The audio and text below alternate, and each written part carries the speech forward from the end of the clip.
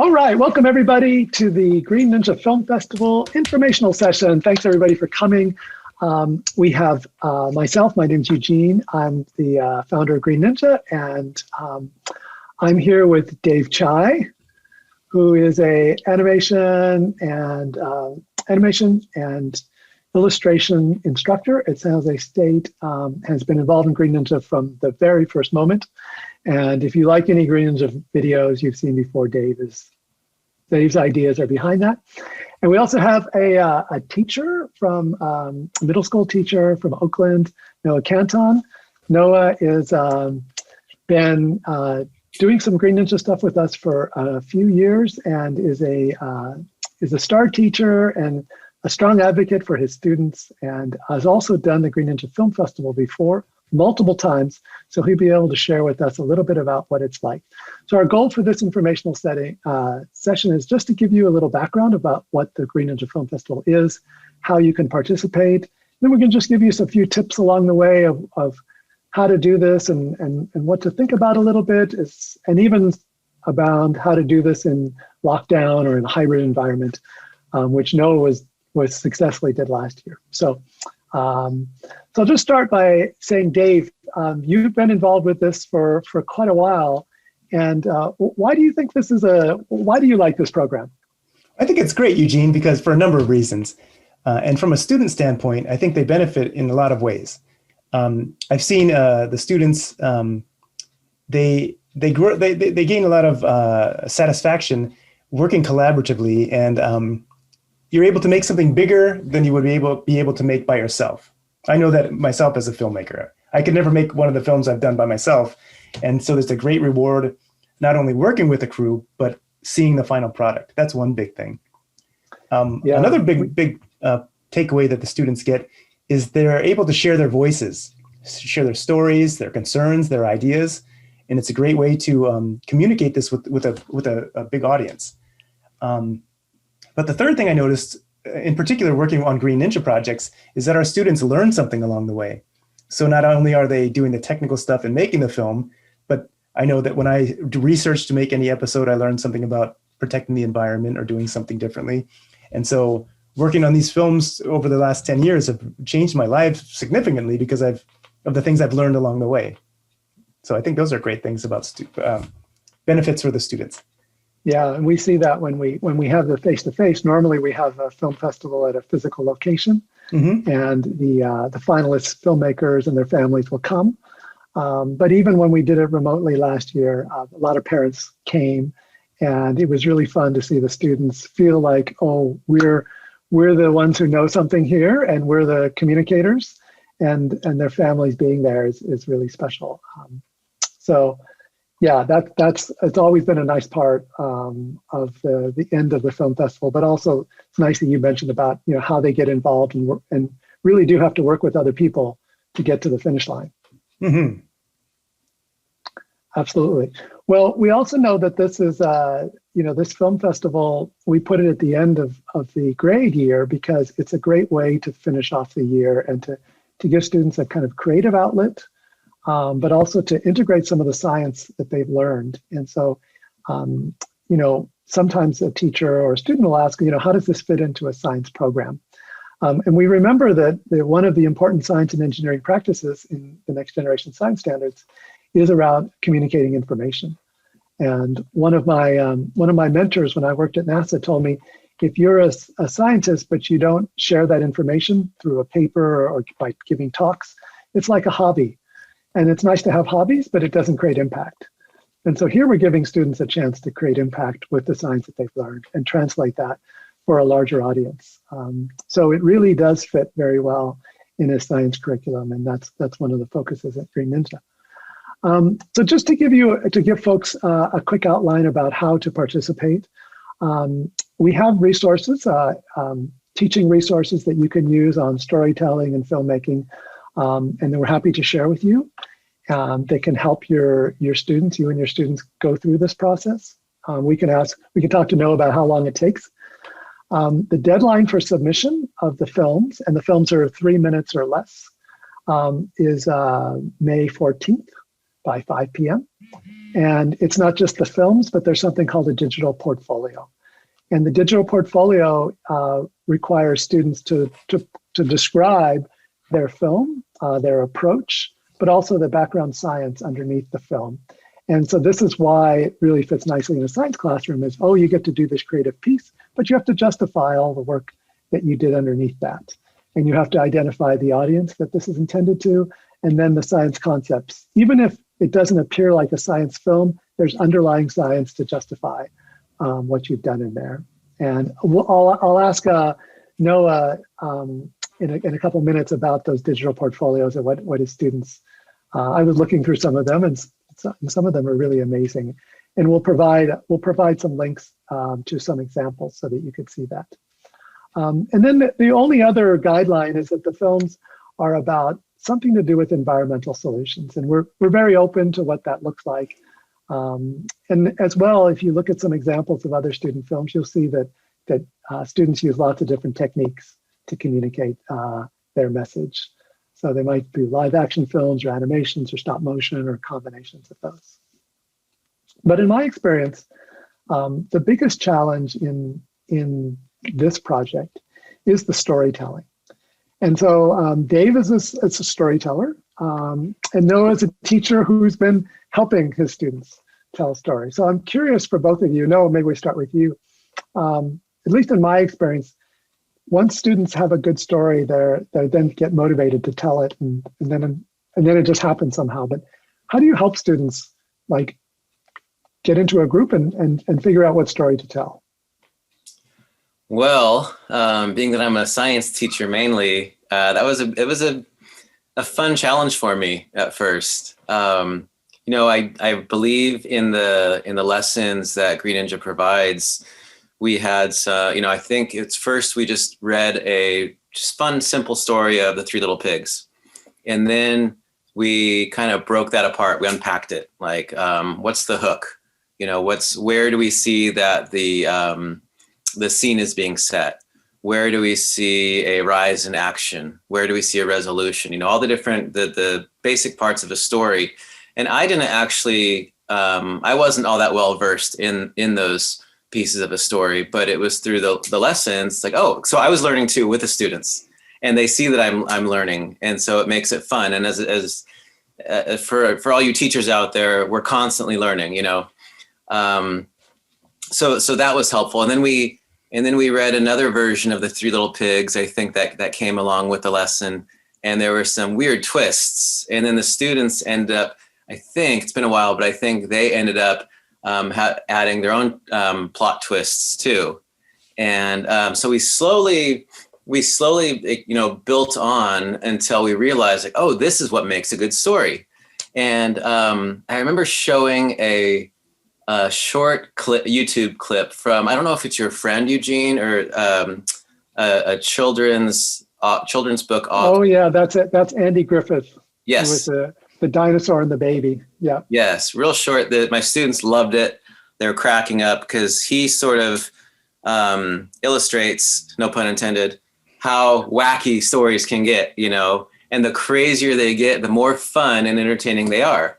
And because often students, their initial run is the story's pretty boring at first. And that's how I would do it as well. But through this learning process, we learn to make it fun and wacky and surprise people. And that's where the magic happens. That's what makes a story really good. That's a great point. And I have to tell this story of trying to teach storytelling in one of my college classes. And students would come up with stories that were, like you said, they're kind of boring, they're okay. And then I got my favorite storyteller, Dave Chai, to come to class. And they would pitch their stories to Dave. And then Dave, sometimes they were great stories, but most of the time they were just okay. And Dave would help them to add that twist or stuff. What do you do, Dave? I don't remember in that specific class, but I was told by my professor when I was making one of my first films, it's an animated film. And one thing we do with animated films is the one reason we make animated films rather than shoot it on film, like shoot people, is because we can do anything we want. There are no rules. And so she told me this is not as crazy as animation should be. So anytime we approach a project, not that everything has to be crazy, but sure, it's like Noah says, it's more fun when it's wacky and it's something you're not going to see just when you get off the bus. So it's fun to think of different ways you could do things that are out of the ordinary. Yeah, that are unexpected, and that your audience is going to be surprised or maybe emotionally touched, or like you said, it doesn't have to be wild, but it's something. And so in those films that we'll provide links to that came from Noah's class last year, I think both of them had really interesting elements to them that are just surprising and interesting, and some twists. And so that's what I tend to try to do with the students is like, oh, can you add some twist at the end that would be surprising or curious? And that's hard for students at first, but Noah, it sounded like showing those examples and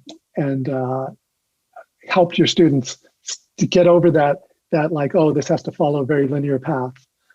Yeah. And like David was saying, it's so much fun to see the different ideas come from different students working in the group. Because, like you said, for one student to come up with a story, it'll be okay. But when they all bring their magic together, I'm just blown away with the creativity and the plot twists, and just like the stories get crazy. And I never would dream of coming up with something like that they can come up with. And the fact that they're middle schoolers, they're just so creative as it is, like much more creative than I could ever be. So, there were some points where I just said, you know what, I've got nothing else to say. You guys have nailed this. This is amazing. And then in the end, when they're done with the films, so there's the storytelling. And then when they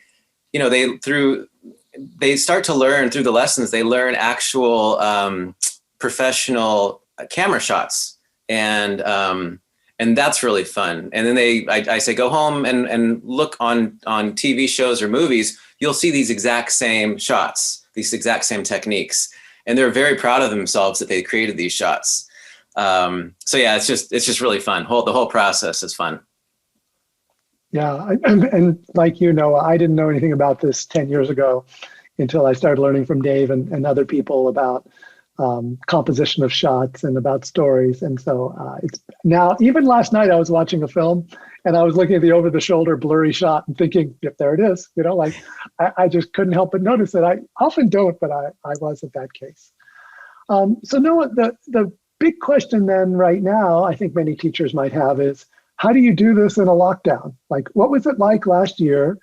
And I know we even spoke last year because you were like, do you think we can our students do this? And I'm like, I don't know, maybe, should we try?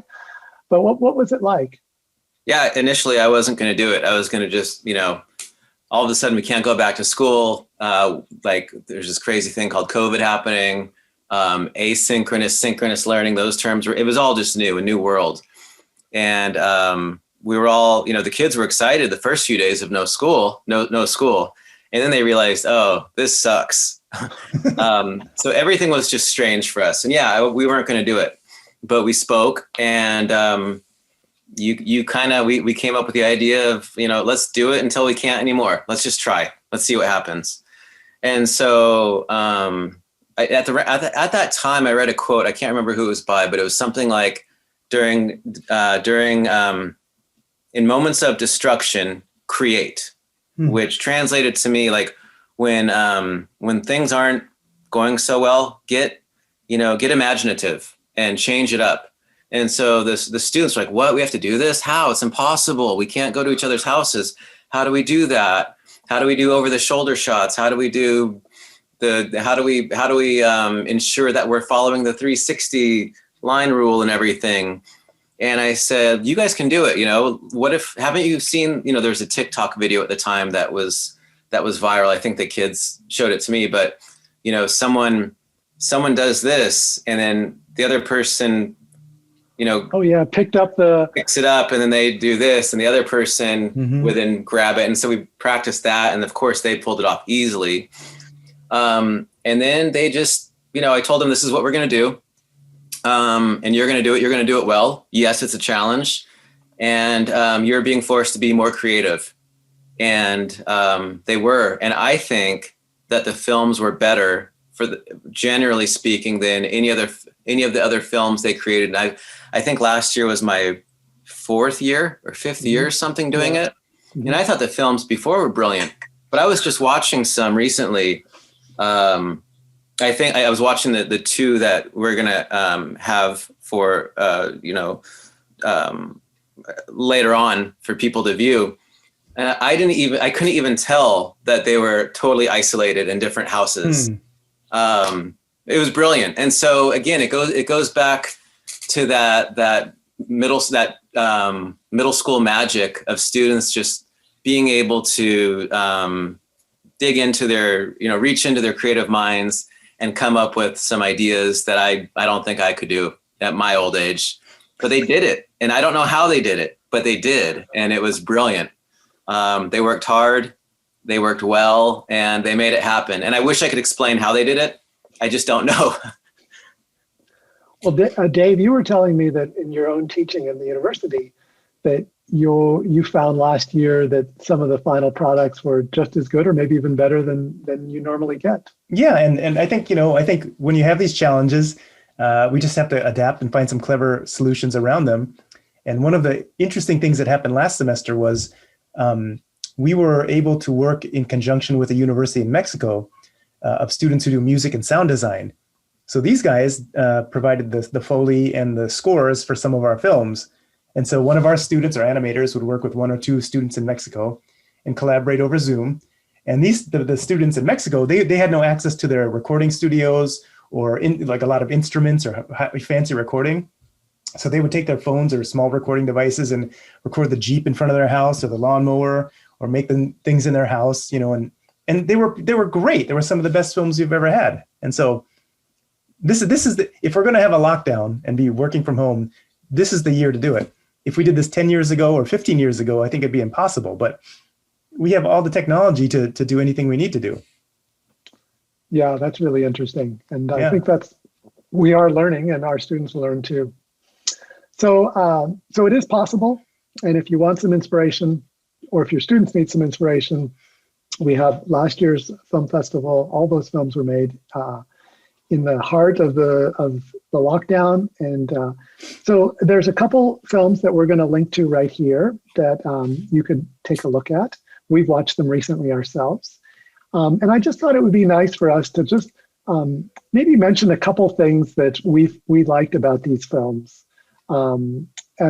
Because as teachers, we're going to be trying to help our students, create good stories, and we're going to want to critique. It is, we go through this is an iterative process, and of course, students will have a deadline, and things can always improve. But I'll start with you, Dave. Let's start with the CO2 Shop, which actually was a little longer than, it was probably over the 3 minutes, but sometimes we're casual, like, oh, we love that film, we got to show it, there's no way. And I'm sure it could have been, I'll just start by saying it could have been edited. There were a couple pieces in there that were a little longer that could have been shortened. But I love just the whole idea of a shop that sells CO2. And I love the character, how fast some of the characters speak, and it's just the language they use. And I was instantly, when I started to watch it, I go, oh, I love this already. I was like 20 seconds into it, I'm like, this is great. And it just shows you a good character and a good storyline plot can bring that hook, at least for me, was immediate. And I'm like, I love this thing. Dave, what did you notice as a filmmaker when you watched that film? I thought, I agree. I like this. I love the story a lot, and I love the way the students organized it and were able to shoot it like that. The only suggestion I would have is that there were dissolves between each shot, or a lot of the shots. So I felt, when you use a dissolve, which is a fade from one shot to the next, oftentimes that implies like a passing of time, or maybe it softens the transition. But in this case, I think a sharper cut would have been better, just to kind of keep the action a little tighter. And then one thing for students, if you're shooting at home, is that if you're acting out a scene, at the end of the scene, give a little padding room so there's some extra space before you cut.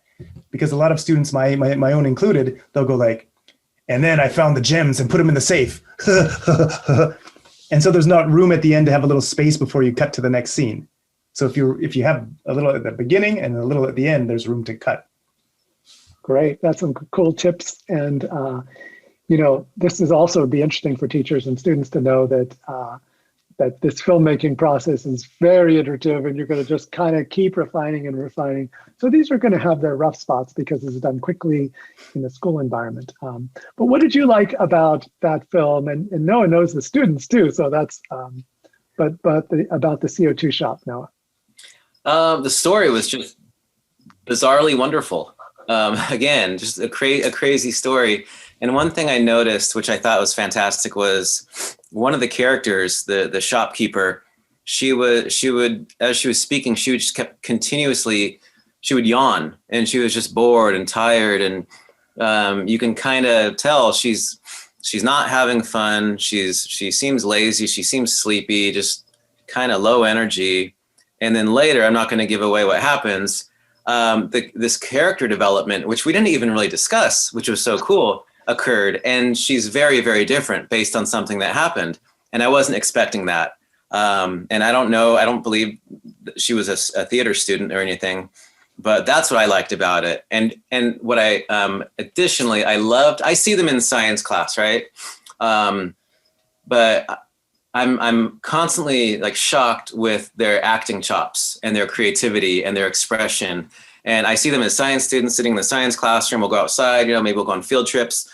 But they are just free to be this new person, because they've got that space, that acting space, that performance space. There's one student I have who he's extraordinarily shy and quiet, and he kind of hangs out under the radar. He doesn't like to be called on. And he was going crazy in this film, just acting and going wild. And it's like, oh my gosh, does he have a twin brother I don't know about? So that's beautiful to see these guys really just take advantage of this opportunity to just, express themselves and be out there and be loud and be wild and be funny. So that's what I enjoyed about it. I could go on. That's great. So the other film was a different style. Do you want to introduce that film, Dave, the Fossilopolis? Yeah, so I don't want to give away any spoilers, but this was a stop motion, a paper cutout stop motion animated film, which I thought was great. And I thought everything was great and it was very clever. I'm not going to, again, spoil, but do you want me to give any criticism? Yeah, or things you liked, and then some suggestions. Well, I liked everything about it because it's animation and it's cute and it had some interesting characters I wasn't expecting at the end to join in. The only thing I think would have plus, or one thing that would have plussed it, is if it was one person who voiced all the characters, and it was a very similar voice. So if they had just maybe changed their voice a little bit to like something else for the other character, then it would have just helped differentiate who was speaking. Mm-hmm. But besides that, I thought it was very fun. Yeah, I really like the visuals and the storyline. I thought was great. I'm not even sure I don't even know how they did it, because I was watching it and they're matching up the movement. And I'm like, well, how did they do it? I don't know. Yeah, I mean, it's very clever because they didn't, they could have dialogue and they just move this character just a little bit, and it keeps the viewer engaged. Yeah, I was just like, oh, okay. And Noah, you what were your impressions of that film? Well, the student I told the student, like they love working groups. I said, by all means, work in groups, the more the merrier. But this particular student decided to work alone. And I kept, going into the different breakout rooms and Zooms saying, hey, can I give you some assistance? Do you need anything? Do you have any questions? And every time she said, nope, I'm fine. And nothing, and I thought, man, is this student even working on this film? I'm not getting anything. I'm getting a little concerned. And then it was done many days before any other film. And I thought, oh boy, I really hope she put forth her best effort. She's really not letting me in, because I want to help, I want to guide. And she just was not interested in that. And I respected that. And then all of a sudden I looked at it and I thought, whoa, she spent an incredible amount of time and energy and effort. As you were saying, I think so much time was spent on this film because these colorful cutouts. There's a green character I remember who to animate, to give the appearance of speaking, there'd be like different mouths that she would add and take a picture of and then take it off and put another one on, and back and forth for all the characters, and these little tiny movements. And I don't know how many thousands of shots she took for a film that's less than 3 minutes long. Brilliant film. And the music, the humor in it, the dry humor. Yeah, it's mind-boggling. Again, these kids are, that's one of the reasons that middle school is tough. And at the same time, it's like the absolute best place to work, because the brains are going in all different directions. And as a result of that, these students are able to produce the most magical things in the end. They haven't been told to be regular yet. That's right. Yeah, they're weird in a good way, you know? Yeah. Well, that is I think that's a great place for us to kind of wrap up. That's an interesting story about a single student who says, well, this is what I'm going to do during the pandemic, is I'm going to create something that I can be proud of, and that from our standpoint also it's communicating science. So they've learned some science and then they're applying it in hopefully a unique and interesting way, and could be effective in communicating their particular science. So, so our team here at Green Ninja is here to help any teacher who wants to participate. So we have videos, we have resources, and if you have questions, you can connect with us through our website, through our contact, and we're happy to brainstorm with you if you get stuck or anything happens. But we'd love to have people join the film festival. Give your students the opportunity to showcase their work. And we will always feature at least one film from every school, from every class that submits films to the film festival. But we also encourage teachers to have a film festival within their own class so that everyone gets to see the other films. And do you guys do that, Noah? Yep, we had a couple years ago, we had on a Friday evening, we invited families to the school. We had popcorn, students made popcorn holders out of paper for the families. It was all free. I bought like 18 gigantic bags of popcorn from Costco, and I must have looked really weird walking around in my shopping cart with not in my shopping cart, that'd look even weirder, with a shopping cart filled with popcorn. But yeah, it was awesome. It was really fun.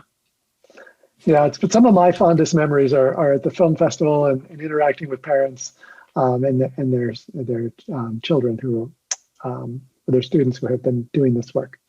Okay, well, thanks you two for joining and for sharing some of your experience, and good luck everyone, and we'll see you both at the Green Ninja Film Festival in June. So yeah. Thanks everybody.